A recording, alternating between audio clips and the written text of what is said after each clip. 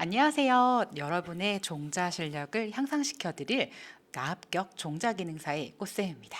자, 우리가 필기 합격 진심으로 축하드리고요. 실기, 필답형, 기출문제 2024년 1회 같이 한번 풀어보도록 할게요. 여러분의 좋아요와 구독은 저에게 엄청난 큰 힘이 됩니다. 1번 답존 윤환의 정의를 쓰세요. 자, 우리 작부 체계 중에 그 중에 하나입니다. 그래서 이번에 만약에 답존 윤환이 나왔다면 우리가 이렇게 돌려짓기인 윤작이도 나올 수 있겠죠. 돌려짓기에 이제 윤작의 정의를 쓰세요. 이제 같은 말이죠. 돌려짓기 윤작. 그리고 답존 윤환도 있고 이제 혼작 이런 것들이 많이 기출에 출제가 되었습니다. 답존 윤환 말 그대로 논답자와 밭전자가 윤환 돌려간다는 거예요. 그래서 논과 밭을 교대로 이용하여 작물을 재배하는 방법, 포장을 그러니까 이제 밭이나 논을 논 상태와 밭 상태로 몇 회씩 돌려가는 재배 방식 이게 답존 윤환의 정의죠. 자, 이럴 때 또 추가적으로 효과까지 물어보는 문제들도 있어요. 그래서 지력, 땅의 힘이 증가되고 기지, 계속적으로 땅에서 재배하면 땅의 힘이 이제 줄어들죠. 그런 걸 회피하고 잡초도 줄어들고 벼수량도 증가합니다. 그래서 예를 들어서 2025년에는 이제 논을 하겠다 하고 2026년에는 내가 콩을 하겠다 뭐 이런 식으로 논이나 콩 이렇게 번갈아 가면서 한 해 한 해 다르게 하는 거예요. 이게 답전윤환입니다. 답전윤작 이렇게 얘기할 때도 있어요. 자, 2번 녹지삽입니다. 따라해 볼까요? 녹지삽 그리고 선취법. 자, 이게 좀 섞여서 나왔는데요. 녹지삽은 삽목의 하나예요. 삽목. 그래서 우리가 영어로 커팅이라고 하죠. 커팅. 그냥 가위로 잘라서 꽂으면 되는 거죠. 자, 선취법은 취목 중에 하나입니다. 취목. 그래서 우리가 이제 여기서는 두 가지가 다 영양번식의 하나예요. 따라해 볼까요? 영양번식. 사람은 힘들지만 우리가 이제 작물은 가능한 영양번식인데요. 이것의 원리는 전형성능입니다. 따라해 볼까요? 전형성능. 다시 한번 전형성능.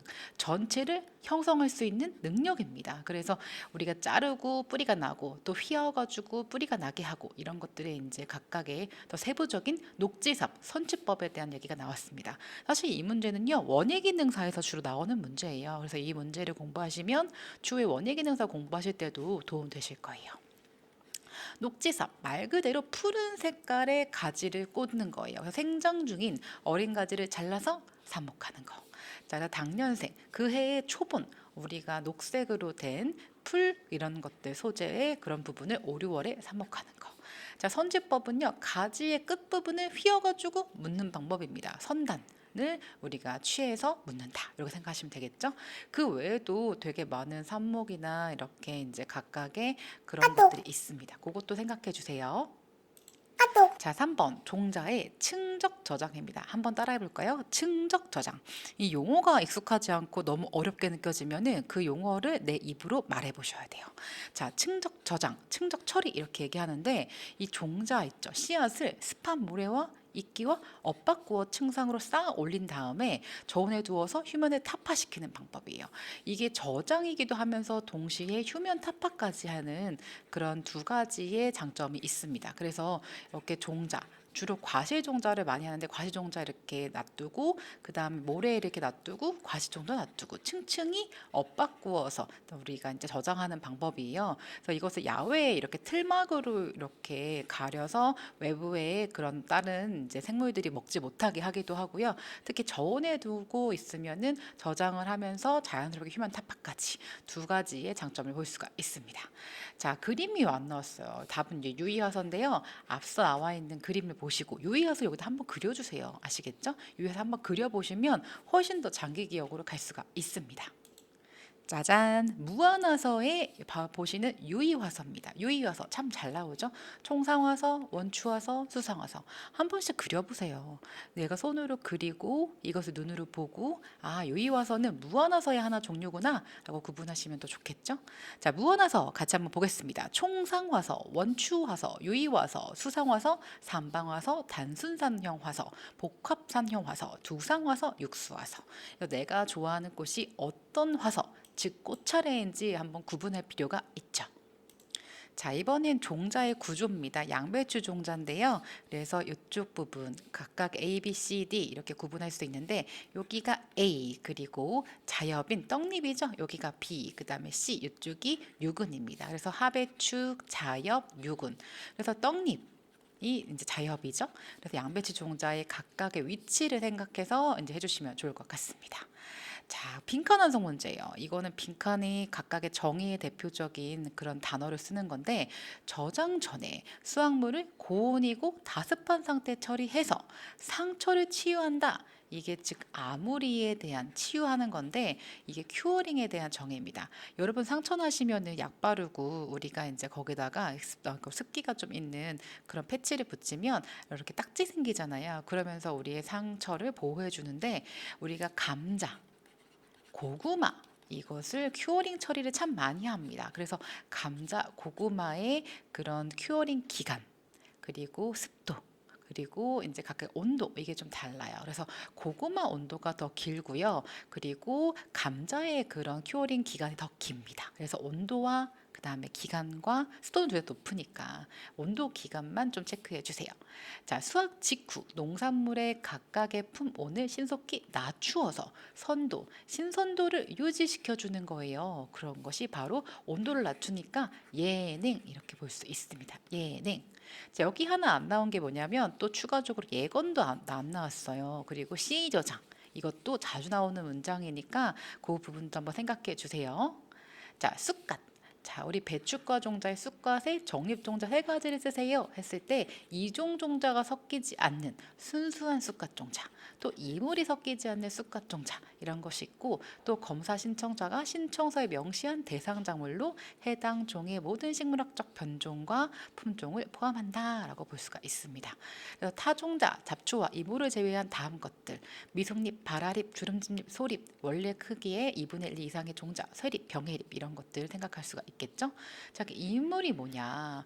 원형의 그 종자의 반 미만, 2분의 1도 안 되는 거예요. 그리고 완전히 거의 박피된, 껍질이 벗기든, 그리고 맥갑, 병해립, 모래, 흙 등 종자가 아닌 물질이 이물이에요. 그래서 각각의 정립 종자, 이물, 그리고 흑각 종자의 세 가지 정의 한번 생각을 해보시면서 한 번씩 써보세요. 근데 사실 이 문제 좀 어려웠어요. 왜냐하면 세 가지 쓰는 게 쉽지 않거든요. 거의 뭐 이거는 기술사 수준의 문제가 나왔다라고 생각하고 있습니다. 자, 8번 가지의 역병 방제법. 역병이 나타나지 하려면 어떻게 해야 되냐? 윤작을 해서 우리가 재배학적 방제를 하고 역병에 강한 품종 또 이것도 재배학적이죠. 토양 관리를 적정한 거리를 두고 재배하고 환기 그리고 메타락실 망코제브 살균제의 그 정확한 명칭이 나왔죠. 그것도 써주시면 좋아요. 살균제 뿌린다 이러면 안 되고 살균제 명칭 이거 생각해 주셔야 됩니다. 우량한 종자 참 중요하죠. 국립종자원에서 매번 우량 종자를 이제 선발하고 상도 주시고 하는데요. 자, 우량 종자의 5가지 종건 우, 영, 균 그리고 이제 구별성, 안정성 이런 것도 쓰셔도 되고 아니면 문장으로 순도가 높은 종자, 발화력이 우수한 종자, 병해충이 감염되지 않은 종자, 유전적으로 우수한 종자 이렇게 쓰셔도 됩니다. 한번 골라보세요. 근데 여기 중요한 건 우수성이 제일 크죠. 신품종이 아니라 우량한 거잖아요. 그러니까 우수해야 되는 거 이게 가장 큽니다. 자, 조직배양. 여러분이 조직배양 시설이 있다고 한번 생각을 해보세요. 자, 고압증기 멸균기에서 세균을 다 멸균하고 이렇게 여기 안에 있는 보이는 연구원분들이 이렇게 하시는 부분이 바로 클린 벤치요. 깨끗한 벤치. 여기에서 이제 작업을 하는 거죠. 그런 다음에 이런 식으로 각각의 온도, 습도 이렇게 하면서 배지에다가 그 식물체의 조직을 배양을 하는 거죠. 이게 조직 배양이에요. 그럴 때 배양실에 각각의 그 클린 벤치가 있는 온도가 몇 도가 좋냐? 그래서 20에서 25도예요. 만약에 40에서 45도 한번 생각해 보세요. 여러분이 작업을 하는데 40에서 45도 너무 뜨겁죠? 그리고 이 작업을 할 때 작업을 하고 나서 나중에 이제 식물이 자랄 때도 40에서 45도는 너무 더워요. 20에서 25도가 가장 적합하고요. 습도는 약간 높은 편이 좋습니다. 자, 분쇄기의 조건을 얘기합니다. 분쇄기 종자를 이제 분쇄할 때 비흡습성, 종자 안에 있는 수분을 흡수하면 안 되겠죠. 그리고 수분 측정 단위도 0.001. 이것도 기억해 주세요. 자, 그동안 문제가 분쇄기에 대한 것들이 많이 나왔어요. 그래서 비흡수성 물질을 만들어야 되는데, 왜냐하면 분쇄할 때 우리가 믹서기를 생각해도 되게 뜨거워지잖아요. 발열이 난단 말이에요. 그럼 이 발열이 수분 증발에 영향을 미치지 않아야 되고, 분쇄 중 주변 공기로부터 보호돼야 되고, 그래서 분쇄 시에는 분쇄기로부터 영향이 발생하지 않아야 된다는 거 되게 중요한 사실입니다. 자, 씨앗, 박과 씨앗을 생각해 볼 수 있어요. 박과.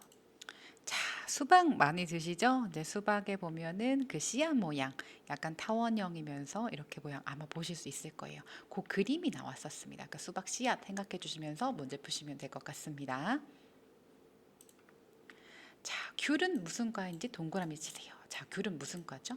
바로 준인과류입니다. 동그라미 치거나 아니면 쓰거나 준인과류 기억해 주세요. 자, 복도의 깊이. 우리가 배웠지만 흔히 외우기 어려웠던 거. 1.5에서 2cm. 너무 어려웠던 문제예요, 사실은. 그래서 이제 수박, 무 이렇게 생각할 수가 있고, 시금치 같은 경우에는 우리가 여기 포함되고 글라디올러스가 아닙니다. 그래서 사실 이렇게 좀 약간 이거는 조금 어려웠던 거예요. 왜냐하면 보통 10cm 이상이나 아니면 종자가 보이지 않을 정도만 했는데 이때 조금 어려웠습니다. 그래서 당연히 글라디올러스는 구근이니까 아닌 거 아실 거예요. 네, 수박, 그다음에 무, 시금치 이런 것들을 근데 좀 몇 개 고르세요라고 정해줬으면 좋겠어요. 그래서 그게 조금 어려웠던 문제입니다. 자, 이번에는 접목에 대한 거죠. 배나무를 깎기 접할 때 대목과 접수대 뭘 맞춰야 돼요? 형성층. 그리고 이렇게 이제 배나무의 그 접수 부분이 있잖아요. 접수 부분이 있으면 이렇게 어떻게 된다? 이 위에 절단면이 있죠. 이게 막 날아가고 증산되니까 이 절단면에 밀라민 달코트 이런 건조할 수 있는 그런 요소들을 이렇게 발라줘야 됩니다. 그 접수는 대목보다 좀 작죠. 그래서 우리가 깎기 접할 때 이렇게 뿌리가 있는 대목이 있고 끝에 대목을 좀 깎아서 접수를 꽂죠. 그래서 접수는 대목보다 작은 특징이 있죠. 깎기 접. 자, 쌀의 안전 저장 지표를 고르세요.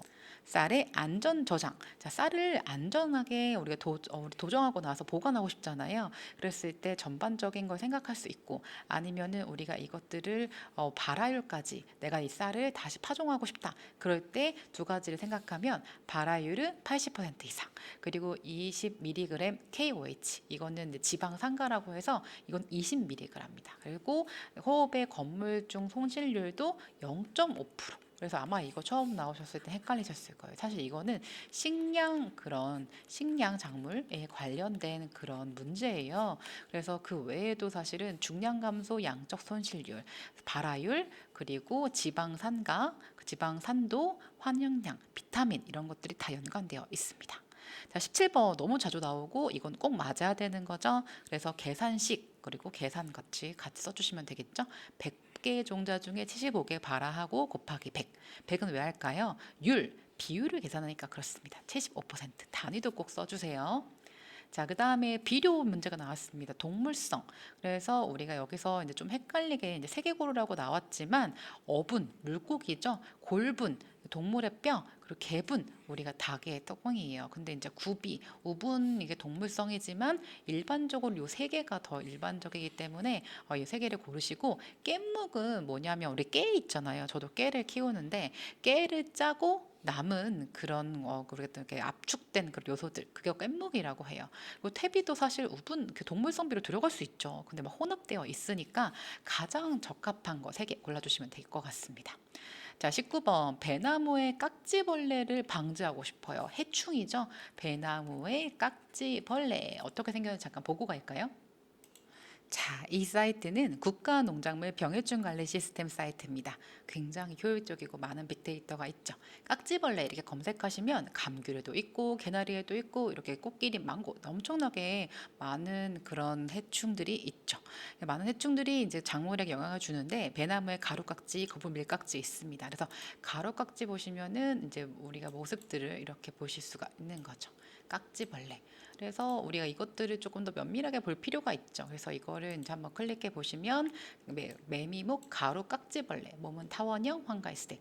그리고 이것들을 소각해야 되고, 그리고 잘 긁어내야 되고, 이런 것들에 대한 예시들이 나와 있죠. 깍지, 무당벌레 이런 것도 나와 있네요. 그래서 깍지벌레 우리가 피해 증상까지 보실 수 있습니다.